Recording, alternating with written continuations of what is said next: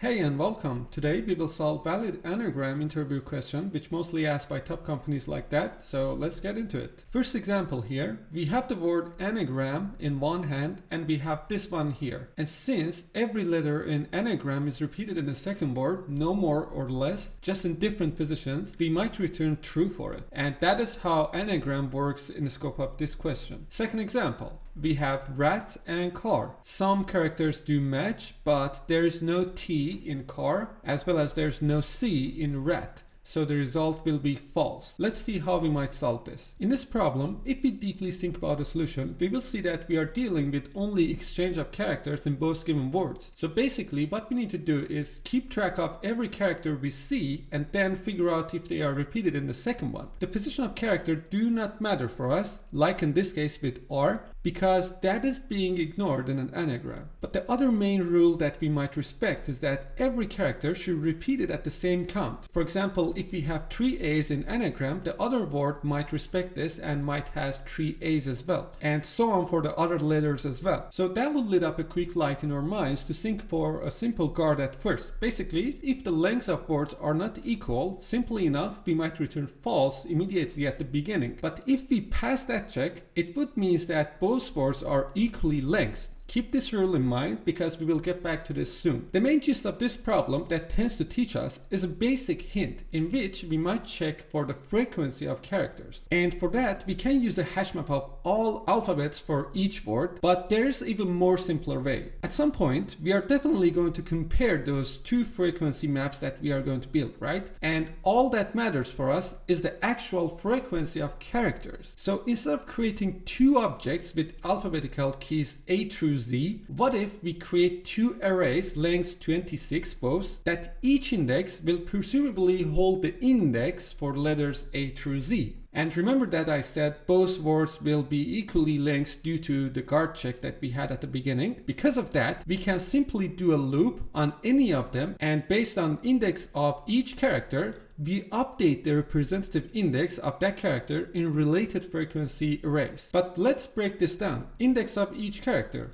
It's interesting. The problem is, how would we know which character should increment which index? In other words, how we would map a string type character, for example A in this case, to a number type index 0 in our frequency array. It's the same with n as well in this case. This is the tricky part of this problem, and the answer is, for that we will use ASCII table for characters index plus JavaScript's string method of character code at. But first, let's go through the ASCII table. If we look closely in this table, lowercase character, which we are going to deal with, starts from index 97 and continues up to character Z up to index 122. On the other hand, if you call character code at method on any character in JavaScript, it will return you this number from ASCII chart. So you might guess it already, for whatever character that we hit inside of our iteration, we will subtract its index from this table from character code of character A, because that will exactly map into our index from 0 to 25 in our arrays. Also note that I have another video where I completely explain what is happening here in more details. Please give that one a look as well if you are still interested how this works. So back to the main problem. This issue has been clarified by now, and we know which character will increment which index. The deal was, as we go through our iteration, we will keep incrementing these frequency maps for each character. Now, because of that, at the end, we will have two frequency maps, equally lengths, and each index will hold the frequency for that specific character in alphabetical order. Now, if we focus only on these two arrays, here's the point that we can see both of words' shared criteria. At the end, what left is to compare these two frequency maps. But how? Just convert these two into string and check if they are equal. Super simple. Because if so, then we have a valid anagram. With that, let's jump into the code now. So first, we will do our guard check for lengths. Simple enough, if lengths of both are not equal, we will immediately return false.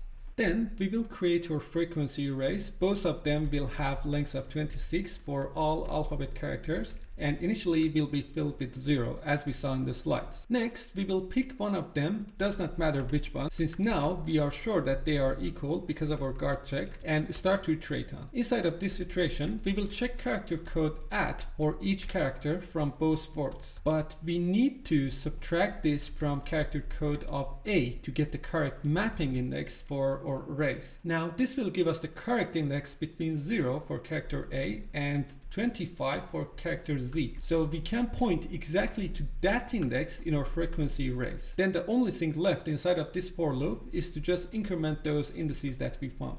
Now finally, after our iteration, our frequency arrays are ready and we can convert them to string and return the comparison result, whether if they are equal or not. Now if I run this, test cases are passing, and if I submit, we are in a good shape in here. Now let's jump into time and space complexity.